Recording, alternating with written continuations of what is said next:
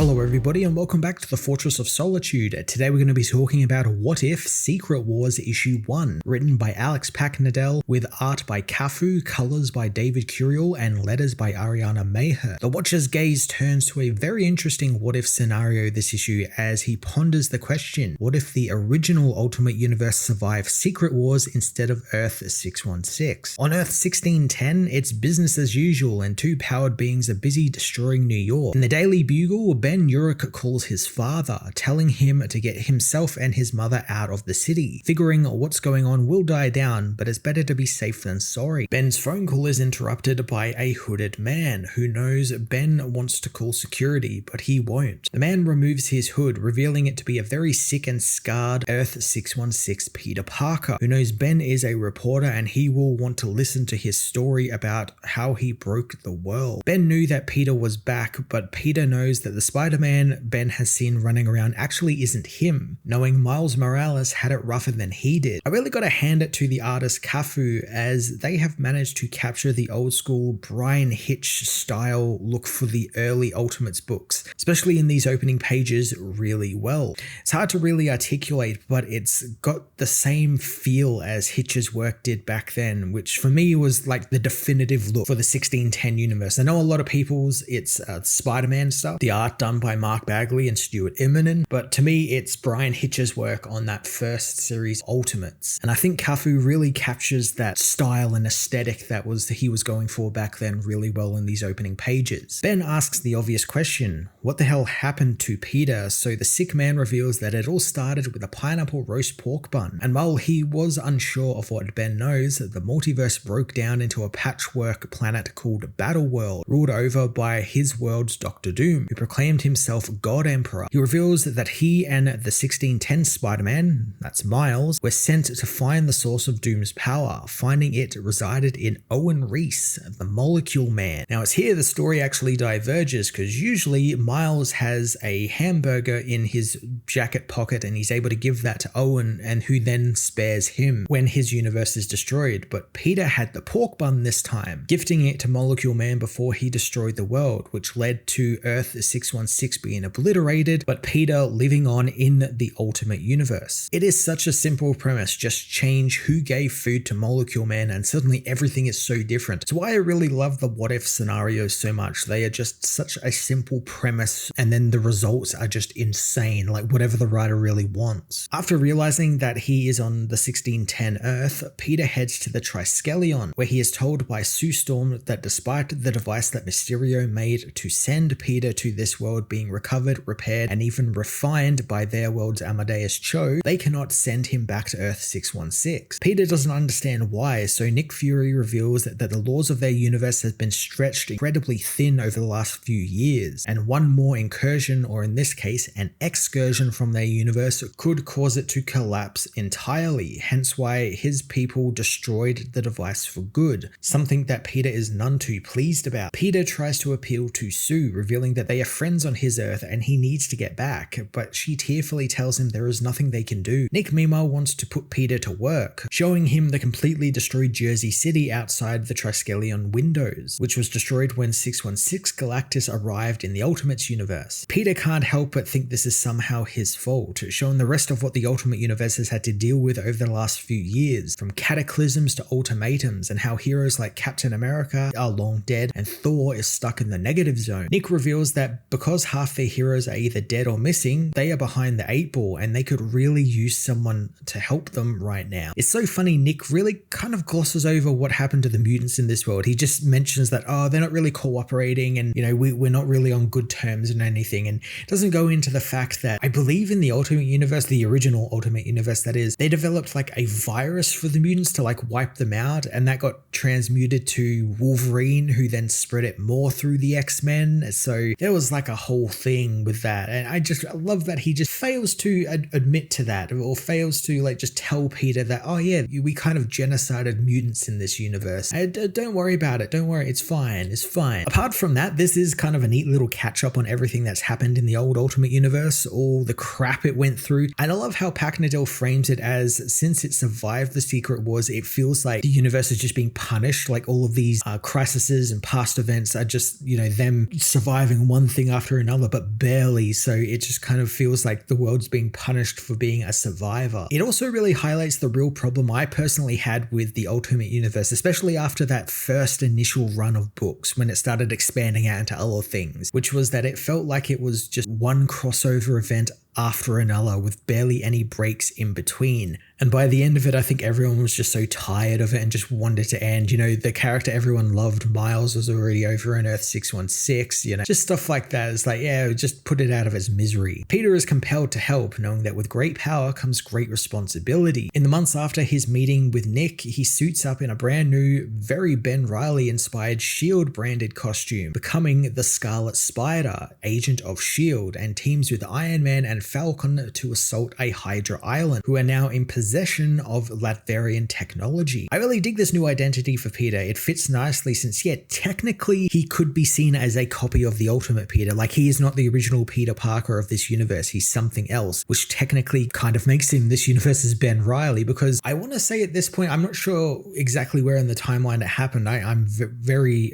my knowledge of later Spider-Man stuff of the Ultimate Universe is very limited, but I do remember, like, Peter did die. I do remember that. And then I think he came back when Miles took over, and he ended up getting like the whole ride off into the sunset with MJ ending. Like, I don't think they came back to that. I'm not entirely sure, but yeah, so technically he is the Ben Reilly to the Peter Parker of this universe. I thought that was pretty neat that they gave him the Scarlet Spider moniker here. As the team assault the island, Nick tells Tony and Sam to keep an eye on Peter since they've been working with him for a few months now, but he's still very green. Sam, however, doesn't think he's too green, as Peter easily takes down some Hydra goons as Iron Man blows his way into the Kraken's palace, despite Nick's warnings not to go full cowboy. The Kraken ends up getting the drop on Tony, ripping his helmet off while calling him a bootlicker. Nick tells Peter to go after Kraken's helmet since it's his source of power, but Kraken is faster, tossing Iron Man into the Scarlet Spider. Before he can kill the heroes, a giant hand bursts through his chest as the Hulk appears, ripping the Kraken apart, thinking that the Snake Man talks too much. I was really waiting to see when Ultimate Hulk would return. He was one of the more wilder incarnations of a character, so I love him coming in here and bringing that ultimate bloody gore with him. This is the stuff I remember about the Ultimates. Just the unrelenting gore, especially when it came to the Hulk, who was always ripping people in half. Peter becomes distraught at what Hulk did, calling the world upside down since Hulk just killed someone like it was nothing. Tony tells the kid to get used to it since Banner always fulfills a mission objective, but rarely does it in a polite way. Peter soon begins coughing violently, vomiting up some blood before blacking out. Later on, Peter awakens in Bruce Banner's laboratory in the Triskelion, told by the doctor that he has aplasmic anemia and the physical laws of their universe are beginning to catch up to Peter, since while on his world a radioactive spider bite might be a good thing and might give him powers and everything, here it's just plain old radiation poisoning, and he has weeks, maybe even a few months before his insides turn to rotten soup. As Peter finds his hair is falling out, he asks if Dr. Banner remembers anything about the Kraken and how Hulk ripped him in half, and Banner remembers it all, quickly turning attention back to Peter since he knows he wants to be sent home, since if he is, the damage could be reversible. Peter slowly realizing that this world is kind of absolutely fucked has been great. It's pushing Peter's usually hopeful attitude to its absolute limits. Banner here really shows it greatly because he's just so dismissive of what the Hulk did. He's even kind of a little proud of it.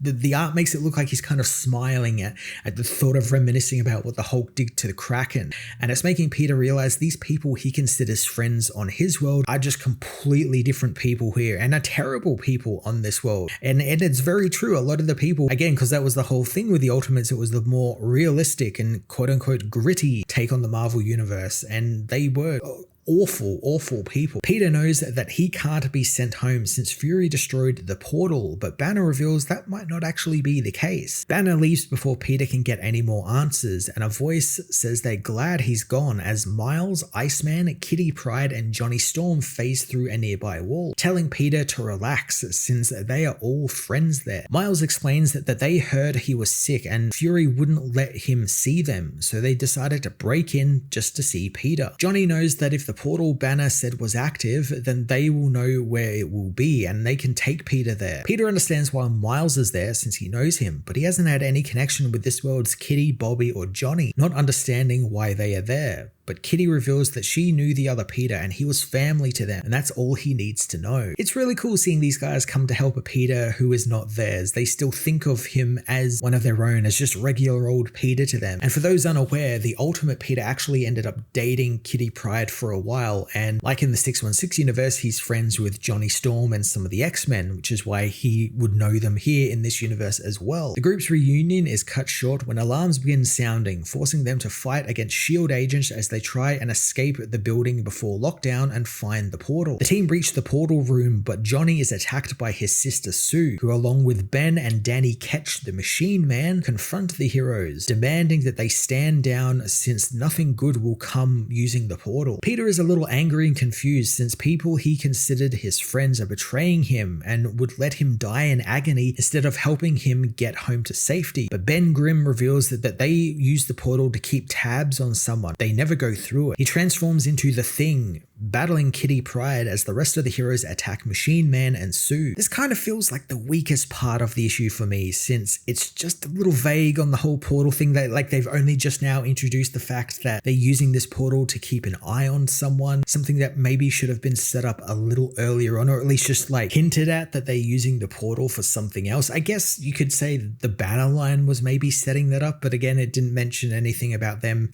using it to spy on someone, that someone of course being the Maker. It just feels a little rushed and contrived just to bring things back towards the Maker and towards Molecule Man like the start of the story had. Sue and Ben being S.H.I.E.L.D. bootlickers is fun though, I quite like that. This is in keeping with the ending of the original Ultimate Fantastic Four where Ben went and joined S.H.I.E.L.D. and I just like that sort of keeping continuity with that sort of stuff. That's the stuff I really like seeing. As the chaotic fight continues, Peter manages to step through the portal, and instead of being returned to his own world, he is taken to a vastly different dimension where the Maker and Molecule Man reside. The Maker is a little shocked to see Peter, demanding to know how Molecule Man did this. Owen will only say that Peter gave him some food and he couldn't let him be obliterated with his world. Peter knows that Reed shouldn't be there, but finds out Maker actually became God when he actually should have died once Reed and the other Avengers tried to stop him. After getting God powers, the Maker killed 616, Reed, and Dr. Doom, using his powers to remake the multiverse, but this time with a plan. Maker creates a new universe and sends it out into the cosmos as Peter asks if he can be sent back home. Maker knows that it's not possible since Earth 616 no longer exists, since as Reed explains, what existed before wouldn't accept his new beautiful creations. So instead, he's just starting from scratch, using Earth 1610 as the control variable to make completely new worlds, and then one day he'll have them perfected and have created the perfect world for himself. Peter doesn't get why he can't just remake Earth 616, but the Maker claims he cannot, since 616 possessed a quality he somehow cannot replicate, that being it could survive the presence of multiple superhumans, something every other world has failed at doing. Which yeah, it's kind of true in a way, because Earth 616 is definitely the most regulated in terms of like it's not constant war or constant destruction. There's lulls in that, whereas you go to anywhere else in the Marvel multiverse and it's like Old Man Logan wasteland, or like some far future where everything is dead, the past where it's just all out war or something. So I kind of like that's the one thing that's keeping Earth 616 alive and unreplicatable, is because it can somehow balance the presence of superhumans. That's pretty cool. I also kind of like this more reserved version of the Maker. This is kind of before he did the whole Ultimates 2 thing and recreated the Ultimate Universe. That was the one before the most recent one, where he created the Ultimates.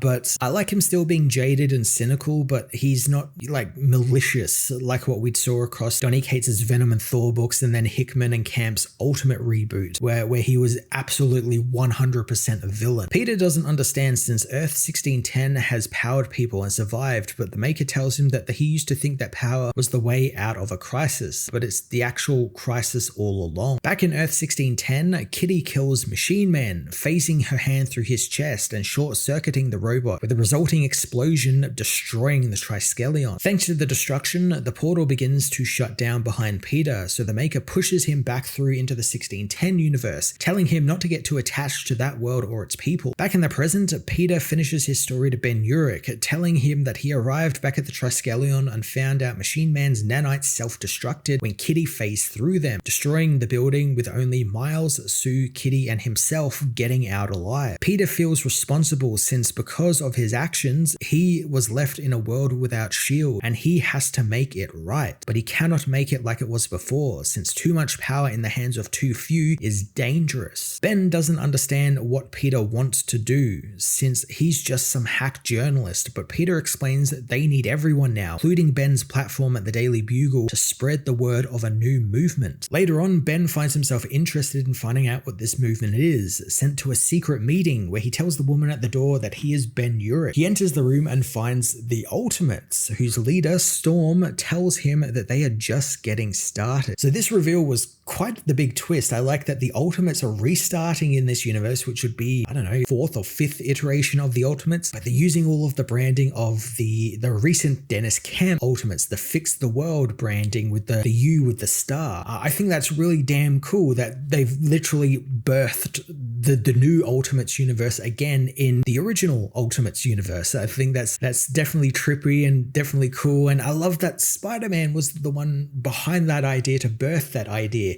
Giving the world more hope is a very satisfying and ultimately the very Spider-Man thing to do. It's something this world lacked, that Spider-Man hope, like I mentioned before, and he was able to bring that to this universe. I do know what if scenarios are usually just one-shots. Every now and then you get one that's like a follow-up to another one, but man, I would love to explore a post-Secret Wars 1610 inspired by Spider-Man and the Ultimates of Earth 6160. That would be a wild story. Like, where does that go? There's just a wealth of opportunities, and I think that's something that the what ifs should do. It shouldn't just end a story once the issue is over. It should just, have that opportunity to branch out into even more wild stories, and I think Alex Packnadil understood the assignment with that, and I'd love to see a follow-up to this. What If Secret Wars issue 1 was a damn fine inclusion in the What If series of books. I love the exploration of a ultimate universe that survived the Secret Wars, what that means in terms of like larger storytelling that we could possibly get with this series. I love the idea of how Peter was positioned as sort of the